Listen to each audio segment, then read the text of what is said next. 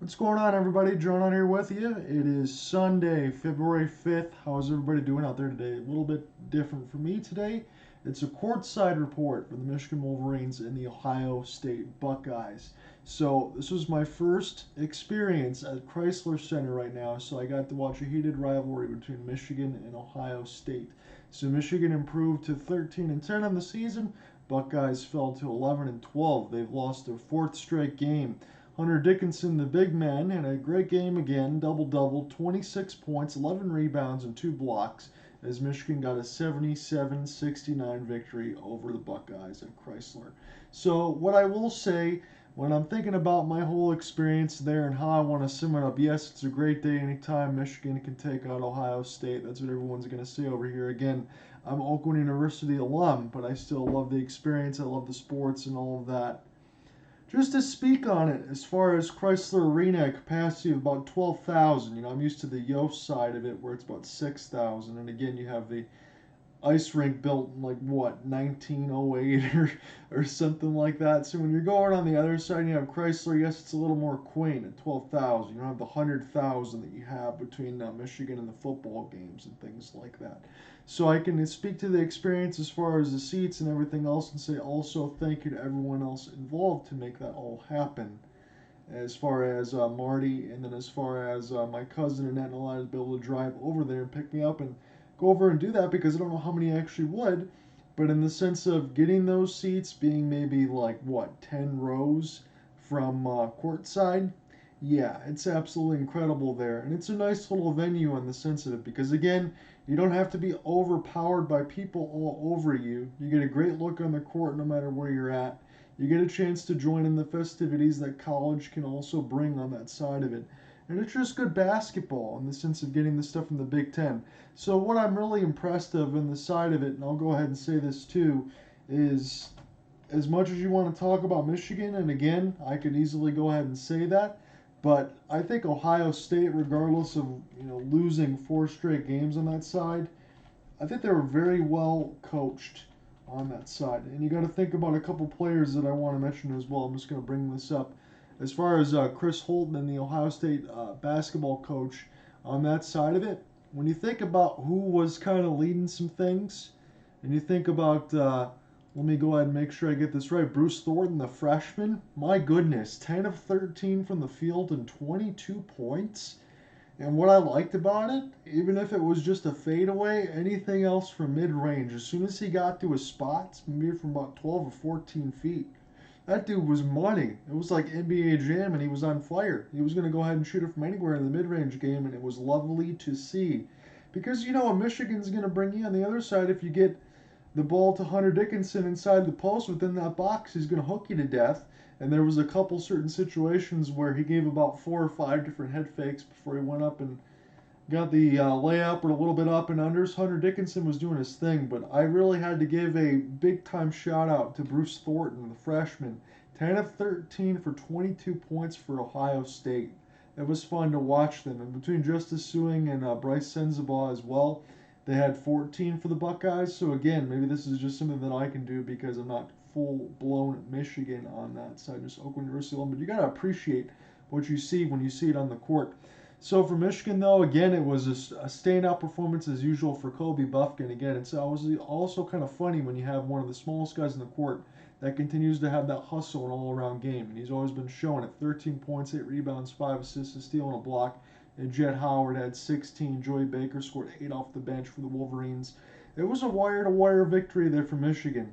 And what I can definitely say is I know what it's going to be in the Big Ten. We know what Michigan is right now in the sense of 13 and 10 in the season. What maybe is upcoming for them on the schedule. Things can get difficult because again, Nebraska, you think that they should win that one. That's going to be a Big Ten network. Then you got number 21 Indiana. You got the Hoosiers on ESPN on February 11th. You got Wisconsin, who's having a little bit of an off season. That's Michigan State, Rutgers, Wisconsin, Illinois, Indiana.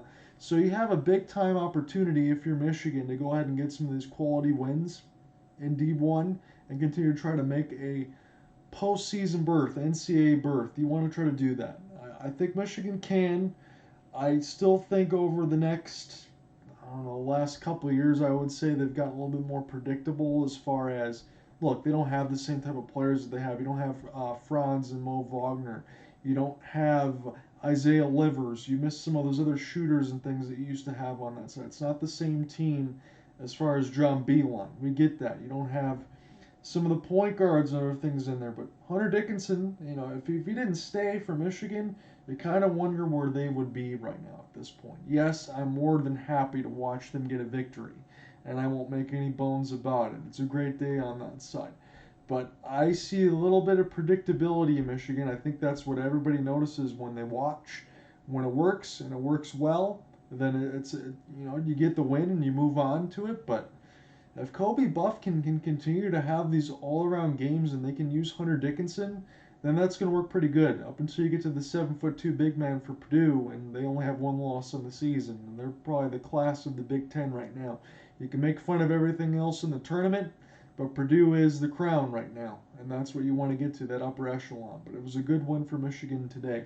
So I just wanted to go ahead and give that report. Far as my feelings on Crisler Center, if you guys have an opportunity to go, even if you don't really care for Michigan athletics or anything else like that, if you want to go ahead and watch some good collegiate basketball, get a chance to have some fun in a venue for just hanging out, having a good time. Parking's not that expensive. The seats aren't always as expensive because you get college basketball, things like that. It's just a good time. So I was really happy to go. It was a 1 o'clock Eastern game. So I had to make sure, obviously, not to blow the voice out because I also want to bring this up too. As far as the schedule and everything else last week, it was a little bit up in the air as far as everything that I could get done and what I was trying to do. I only really had 2 days that I could have recorded, so that kind of shut down everything. So I said, you know what? In the sense of it, we're just going to go ahead and move on and we'll figure it out next week. So this is what I got going on next week. It's going to be a Monday game, so tomorrow I'll be here with you for the New York Rangers and the Calgary Flames. It's going to be with or without Cooper Hopkins. On Tuesday, I will be working with Griffin Cass. So it'll be him doing the play-by-play of the Oklahoma City Thunder and the LA Lakers. I'm going to run color with him, so we're going to have that for the first time. Have that on YouTube as well. And then on the Thursday side, regardless of Cooper Hopkins is going to be available or not, I promise we're going to do both the games between the Red Wings and the Flames, both of our teams back-to-back sides. So Monday, Tuesday, Thursday for sure is already in the docket, signed, sealed, and delivered. So I will be there on those days. It probably will be a Wednesday game when I hang out for one or whatever else, but Monday, Tuesday, and Thursday, and then probably something on the Saturday side. So I will get 3 or 4 days at least this week. Monday, Tuesday, and Thursday for sure. Those will be penciled in. So I apologize for a little bit of reprieve there from the last week's side. And also, I can mention this too because I just couldn't believe it. We'll go ahead and I'll go to ESPN.com. Well, I have you all here right now because I was looking at part of the box score. So it's the Brooklyn Nets. They traded Kyrie Irving to the Mavericks. They said that over the last couple days that this was going to happen. So according to Adrian Wojnarowski, the Mavericks are sending Dorian Finney-Smith, Spencer Dinwiddie, an unprotected 2029 first and second round picks in 27 and 29. So we're putting those all the way down the road. And if you're the Mavs, that probably makes sense. If you're the Nets, that probably makes sense. And because in the immediate future, you wonder where the Nets are going to be with Kevin Durant, Kyrie Irving. Maybe the Mavericks won't be in that same spot that they'd like to be, unless Luka's there or not. So it's pretty much Kyrie Irving and Markieff Morris for Finney-Smith, Dinwiddie, a 2029 first, and a second round picks in 27 and 29. So this is what it's going to be for Dallas. You have Luka and you have Kyrie Irving. As much as you want to talk about Kyrie Irving, I'll go ahead and say it to you like this. We know that it's his beat of the drum, and that's what he's going to march to, and that's Kyrie in his full regard, whether you love him or hate him. The one thing you can say about Kyrie is he can put the ball in the hole, and that's something that Dallas can use. He can be a superstar at that point. We understand everything else, and I'm not going to beat the drum on that side of it. We know what that's going to be. My only concerns now is if you have Luka to start, is Kyrie going to come off the bench? No. Is he could be capable to lead a second unit? Hell yes. I think that would be a perfect situation for him to do that. He could be the best bench guy and go nuts. He could be the sixth man of the day. But there it is. When you have Spencer Dinwiddie, who did nothing but more than be serviceable, the same thing for Finney Smith, high character guys. I had to tell my friend there, D Hall, in the sense of he didn't like that Dinwiddie move when they lost Kristaps Porzingis. Is like, dude, this guy's really, really good. He's like, yeah, he is really good. You got that one right. I got it wrong. I had to tell him that again on that side. He was really good. Well, you're missing those pieces now, and it's Kyrie. So it's Kyrie and Luka. You're going to put the ball in the hole, but that's not the problem that Dallas has. It's a one-man show, more sort of Luka, so maybe you can go ahead and kind of change that for Kyrie to get some of it, but I still worry about Dallas's defense on that side. I don't think they get much better on that side, and I don't think it changes much as far as moving that needle. But the one thing for Kyrie, he could put up his numbers. He wanted to go to Dallas. Where doesn't he want to go? I think he wears out his welcome there quickly, but maybe not. Maybe he'll stay in Dallas. I'm not going to hold my breath. Point is, he's going to play for his contract, figure that out, figure out where he wants to go next. I think this would be a move for the future, and you have that stuff protected because you don't just swap the first and lose those guys, because even though they're probably going to lose Dinwiddie and everything else for nothing because they're on expiring deals. But still, I don't see it as too much of a risk. I think this is a good move for Brooklyn. Again, Spencer Dinwiddie already had a home there in Brooklyn. He was doing quite well before they already made the moves to get Kevin Durant and everybody else like that. So I think it's a win for Brooklyn. I don't think it's a loss for Dallas. I just don't know how much it kind of moves the needle. That's all I would say. Do you agree? Do you disagree? Let me know. So I'm going to get this posted. I'll go ahead and put the written part of the schedule in as well, but I wanted to mix that in there with a little bit of a courtside report. So as far as everything else that we got going on, as far as the Michigan game, Crisler Center, please do it. It's a lot of fun. I hope you guys do enjoy that. I absolutely enjoyed it today. And we will see you guys tomorrow when I cover the Rangers and the Flames. So I will be working with Griffin Cass on Tuesday. Probably at least going to be working with Cooper Hopkins on the Thursday side. If at worst, it'll be next Thursday when the Wings and Flames go again. But it's been a couple weeks for us because of the All-Star break and things like that. So the one closing that I found out was obviously the next couple weeks on the Saturday side, I'm supposed to be covering Waterford Sharks games. Well, since there will not be a cameraman to be able to do any broadcasts, I'm going to be free for the next couple Saturdays. So hopefully on the Sharks side, my next broadcast will be in March. I'm hoping so. I miss it.